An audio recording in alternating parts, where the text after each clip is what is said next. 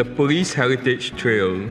Hello everyone, my name is Jerome, and I am here to share with you more about the Police Heritage Trail.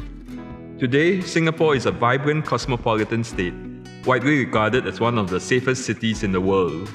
But have you ever wondered what policing in Singapore was like 200 years ago? The Singapore Police Force launched the Police Heritage Trail to mark its bicentennial in 2020. The sights and stories of the trail give us a glimpse of the complex interplay between justice and law, architecture and power. The police force was set up by William Farquhar in 1820 with only 12 men. It was headed by his son-in-law, Francis James Bernard. The first purpose-built police office, located near the mouth of the Singapore River, was completed in December 1820. The office was just an attic hut, reflecting the humble beginnings of the force. There were no proper policing guidelines, and the society was facing law and order issues due to the huge influx of migrants from diverse communities. The officers had to manage various issues ranging from murders to petty quarrels, while maintaining law and order in a town where crime was getting increasingly rampant. Today, the area where the first police office was built has transformed into a modern and safe place, in tandem with the nation's growth. This next building, completed in 1934, was one of Malaysia's finest barracks back then and was impressive enough to be known as the police skyscraper. Old Hill Street Police Station was built as part of an extensive infrastructural scheme to improve and modernize police capabilities. Due to its architectural and historical significance, the Old Hill Street Police Station was gazetted as a national monument in 1998. Today it is known as the MCI building. Back in its day, Old Hill Street Police Station housed as many as 150 police officers and their families, right in the central district of Singapore. This meant that large numbers of officers could be mobilized quickly to respond to emergencies, particularly in the Chinatown area, which was a hotbed of criminal activities. More than just a workplace, it was a place where officers worked, played and lived in. Occasionally, movies were screened at the open-air courtyards, which also doubled up as training grounds for the officers.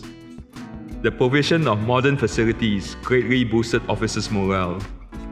Retiree Mr Saraj Dean fondly shared that Old Hill Street Police Station was the best residential area for officers, and those who got a placement there never wanted to shift out.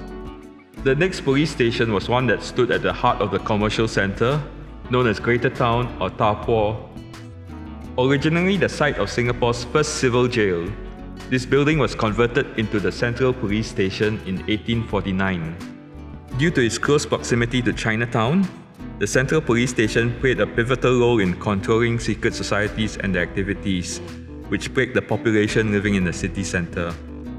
To give you a flavour of life in this area, Mr Vendesan Somo, an officer from the Central Police Station in the 1970s, shared. The police station was located in the midst of old shophouses, street markets, lodgings and bars. It was a hive of activity. Gambling, opium smoking and other vices were commonplace. Opposite the Central Police Station was the police courts. It was a common sight for officers to escort suspects across the main thoroughfare on foot to attend their hearing. By the 1970s, the building was showing its age. In 1975, the building was torn down to make way for urban development. The courts moved to the subordinate courts complex at Havelock Road in 1975.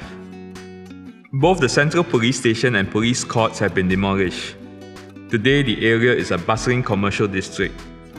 Formerly an annex to the police courts, this building was built to house the North Canal Road Post Office in 1908.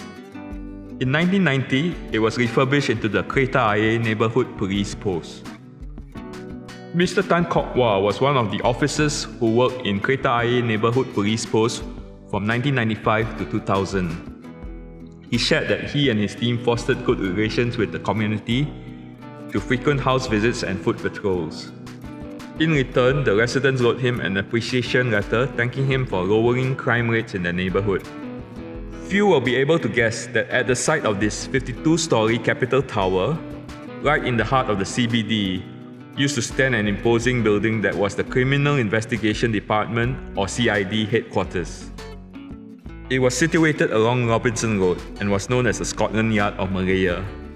The carefully designed quarters, courtyards and recesses in the building aided officers to carry out their work away from public view and prying eyes. Mr. Peter Sito began his police career in the 1960s. He shared that the CID building had a big interior courtyard, frequently used to hold suspects for mass arrests. In Anti-Vice Branch, he had to perform raids on brothels, visits to nightclubs and rescue of juveniles. Not far from CID Headquarters is the former Traffic Police Headquarters.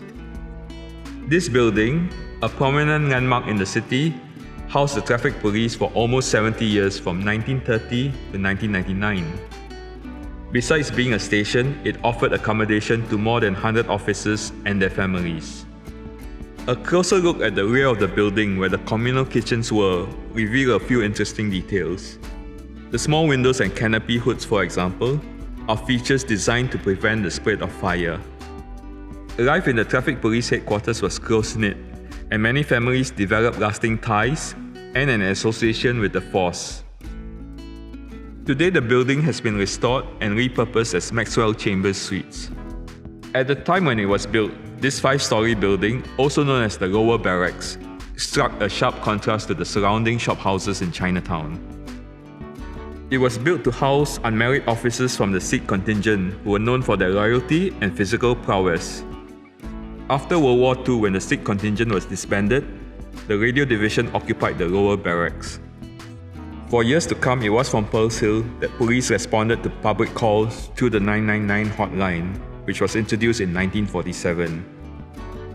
By the mid-1950s, the division operated 13 radio networks and managed a fleet of 60 patrol cars. Due to its location on Yu Tong San Street, the police could swiftly dispatch their radio cars for operations. Pearl's Hill Upper Barracks was constructed in 1934 to house married officers of the Sikh contingent and their families. Though it appears nondescript, a closer examination will reveal subtle reminders of the building's importance in police history. The entrance to this 160-meter building bears a pre-war Straits Settlements police crest, showing the 3 colonial crowns representing Singapore, Penang and Malacca. Another clue into the building's past is the unassuming block situated next to the main building. Known as the former Combined Operations Room, it is a bomb-proof bunker built in the 1950s to coordinate police responses and communications during emergencies like riots. Police communications have come a long way since its early days of using scavenged equipment left behind from World War II. Today, the Police Operations Command Center is equipped with state-of-the-art technologies and equipment, enabling the police to integrate people, technology, investigations, and intelligence in real-time sense-making. Since its humble beginnings in 1820, the Singapore Police Force has come a long way and progressed to become a modern professional force, safeguarding one of the safest cities in the world. Join us on the Police Heritage Trail and see how the police have evolved through the decades to keep Singapore safe and secure.